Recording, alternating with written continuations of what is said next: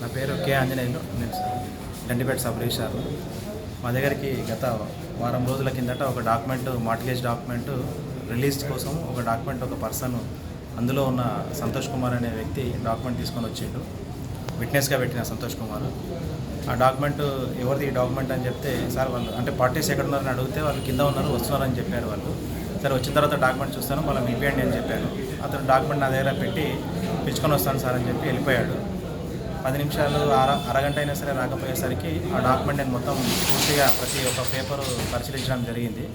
ఆ ఒక పేపర్లో సంతకాలు, కమిషనర్ గారి సంతకాలు రెగ్యులర్గా మాకు వాళ్ళ మున్సిపాలిటీకి సంబంధించిన వ్యక్తులు వచ్చి రిజిస్ట్రేషన్ చేసే వాళ్ళ ఆఫీస్ నుంచి ఒక సార్ అథరైజేషన్ ఇచ్చిన తర్వాత ఆ సంతకాలు మాకు ఎట్లా ఉంటాయని మాకు ఒక ఐడియా ఉంది దాని మీద. కాబట్టి ఇది ఏదో కొత్తగా వచ్చింది కదా సంతకము, ఎందుకు వచ్చింది అన్న ఉద్దేశంతో ఆ ఫోటో కొట్టి సార్కు మన నార్సింగ్ మున్సిపల్ కమిషనర్ గారికి వాట్సాప్ ద్వారా పంపించడం జరిగింది. ఆ వాట్సాప్లో సార్ చూసిన ఒక 5-10 మినిట్స్లోనే నాకు మళ్ళీ కాల్ చేశారు. కాల్ చేసి, సార్ ఇది నా సంతకం కాదు, ఇదేదో వేరే వ్యక్తులు వచ్చి మళ్ళీ ఫోర్జరీ చేసినట్టు నాకు అనిపిస్తుంది.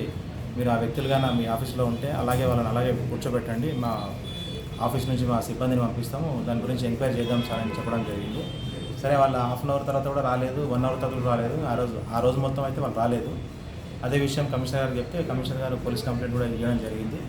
పోలీస్ వాళ్ళు కూడా మా దగ్గరికి వచ్చి ఎంక్వైరీ చేశారు. మేము కూడా దానికి సంబంధించింది ఇది ఫోర్జరీ అని కంపల్సరీ తేలింది కాబట్టి మేము కూడా దాన్ని కంప్లైంట్ చేశాము. కంప్లైంట్ చేసిన తర్వాత పోలీస్ వాళ్ళు కూడా దాని మీద ఎఫ్ఐఆర్ కూడా బుక్ చేయడం జరిగింది.